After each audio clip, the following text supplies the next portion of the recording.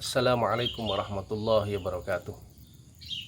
Alhamdulillahilladzi arsala rasulahu bil huda wa dinil haq liyudhhirahu 'alad dini kullihi wa kafa billahi syahida. Asyhadu an la ilaha illallah wahdahu la syarikalah wa asyhadu anna Muhammadan 'abduhu wa rasuluhu la nabiyya wa la rasula ba'dah. Ikhwah fillah, dalam sebuah kesempatan ketika Rasulullah sallallahu alaihi wasallam bersama para sahabat, kemudian Rasulullah mengatakan bahwa jangan berkumpul bersama kami orang-orang yang sedang memutuskan hubungan silaturahim. Lantas setelah Nabi berucap begitu, kemudian ada seorang pemuda yang bangkit dari duduknya, kemudian meninggalkan majelis Nabi. Tak lama berselang kemudian dia hadir lagi di majelis Nabi, dan dia mengatakan bahwa dia sudah 3 hari bertengkar dengan bibinya, maka dia tadi menemui bibinya untuk minta maaf kepadanya.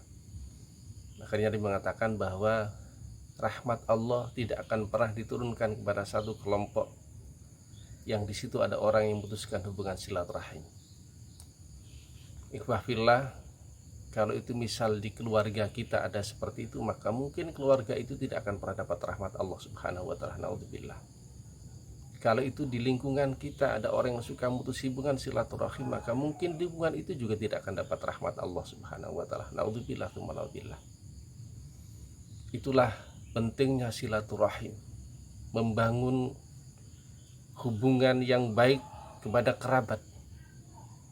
Bahkan Rasulullah pernah bersabda, la yadkhulul jannata qati'un, tidak akan pernah masuk surga orang yang suka memutuskan hubungan silaturahim. Muttafaqun alaih.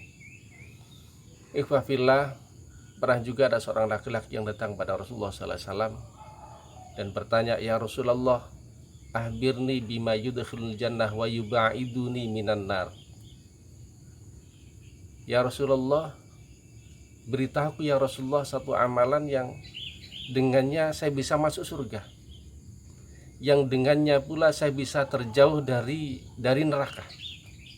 Faqala Nabi sallallahu alaihi wasallam, kemudian Nabi mengatakan, laqad wufiqa, sungguh dia telah diberi taufik sama Allah Subhanahu wa taala. Au qala laqad hudiya kaifa qulta, atau yang mengatakan bahwa sungguh dia telah dapat hidayah penuh dengan petunjuk apa yang kalian katakan. Fa'adar rajul, maka kemudian laki-laki itu mengulangi lagi. Faqala Nabi sallallahu alaihi wasallam, maka Nabi mengatakan, yang pertama adalah ta'budullah la tusyriku bihi syai'a, sembahlah Allah dan kamu jangan menyekutukan Allah. Ini yang mengantarkan kamu masuk surga dan menjauhkan kamu dari neraka. Kemudian yang kedua adalah wa tuqimus shalah, tunaikan salat 5 waktu itu minimal. Yang ketiga adalah wa tu'tiz zakah, tunaikan zakat. Ada zakat mal, ada zakat fitrah.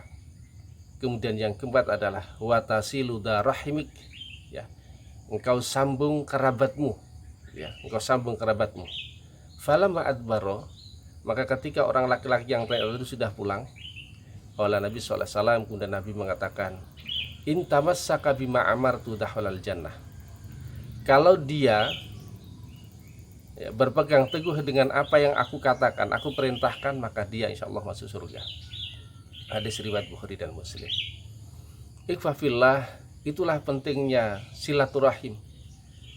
Jadi menjaga hubungan kekerabatan. Jadi sampai menjauhkan dia dari neraka, memasukkan dia, mengantarkan dia masuk ke dalam surga. Ini fungsi silaturahim. Secara keduniaan juga Nabi pernah bersabda, man sarrahu ayyub satalahu fi rizqih aw yunsa'alahu fi athari falyasil rahimah. Barang siapa yang ingin dilapangkan rezekinya oleh Allah Subhanahu wa taala atau dipanjangkan umurnya oleh Allah Subhanahu wa taala, maka hendaklah ia sambung silaturahim. Naifah fillah, bagaimana wujudnya? Imam Nawawi mengatakan bahwa silaturahim fahiya al-ihsan ilal aqarib ala hasbi halil wasil wal mausul. Kata Imam Nawawi bahwa silaturahim itu adalah berbuat ihsan kepada kerabat sesuai dengan keadaan yang menyambung atau yang dihubungkan. Bagaimana keadaannya? Makanya fataratan taqulu bil mal, kadangkala bisa berwujud dengan harta. Karena mungkin salah satu ada yang punya, ada yang berlebih, maka dia berikan kepada yang tidak punya. Ini salah satu wujud daripada menyambung silaturahim. Wa tauratan bil khidmah, bisa juga dengan saling membantu satu sama lain. Membantu apapun sudah. Itu termasuk salah satu silaturahim. Wa tauratan biz ziyarah, kadang-kala dengan kunjung satu sama lain, wassalam, ucapan selamat satu sama lain, bagaimanapun dan lain sebagainya. Ini dalam pandangan Imam Nawawi. Jadi banyak sebab, banyak cara. Bagaimana cara kita menyambung silaturahim. Lebih-lebih wafillah di saat pandemi COVID-19 ini, barangkali mungkin ziarah kita tidak bisa, kita tidak mampu, kita bisa lewat yang lain. Lewat media sosial, bisa telepon, bisa WA, bisa Facebook, atau mungkin bisa kita kirim sesuatu kepada kerabat kita tanpa kita harus hadir.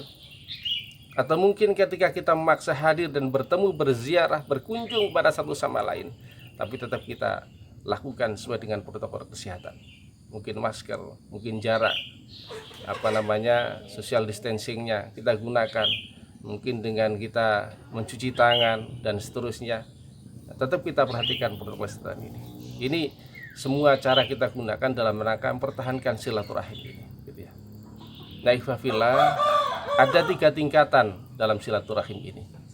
Yang pertama adalah tingkatan yang paling berat adalah pernah tersambung tapi terputus, mungkin sebab persoalan, ya, sebab masalah, ya, sebab pertengkaran dan seterusnya. Nah, ini disambung kembali, ini yang paling berat. Sebab di sini kadang-kadang ada ego, di sini kadang-kadang ada gengsi dan seterusnya. Maka ini yang paling berat. Dan inilah sejatinya makna falyasil rahimah. Sambung silaturahim di sini nih. Jadi pernah nyambung tapi terputus karena ada masalah, ada persoalan. Nah, kemudian yang kedua, ada lagi yang belum pernah tersambung, ya, belum pernah tersambung, kemudian berusaha disambung sehingga tersambung hubungan kerabat itu. Ya. Mungkin pernah terputus tapi hilang kontak misalnya dan seterusnya, kemudian ketika di generasi berikutnya sudah terputus, hilang. Nah, ini disambung kembali, gitu ya. Jadi berusaha disambungkan biar paham bahwa ini masih kerabat dan seterusnya. Nah, yang ketiga adalah mempertahankan silaturahim. Selama ini sudah baik, dipertahankan dengan berbagai macam cara sehingga tinggal menikmati manfaat dari silaturahim ini. Mungkin ayub satolahu fi rizkihnya, ya, dan seterusnya. Oleh karena itu, ikhwafillah, sekali lagi, sekalipun dalam masa pandemi COVID-19 ini, kita jangan hilangkan, ya, kita tetap menjaga silaturahim kita, kerabat kita tetap kita sambung kembali dengan berbagai macam cara yang sesuai dengan protokol kesehatan.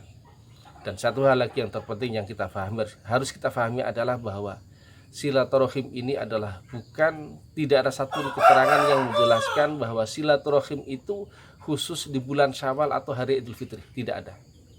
Jadi sepanjang masa silaturahim harus tetap dijaga sehingga hubungan kerabat tetap baik, dan ini perintah agama, dan inilah salah satu sebab yang kata Rasulullah yang bisa mengantarkan kita masuk surga.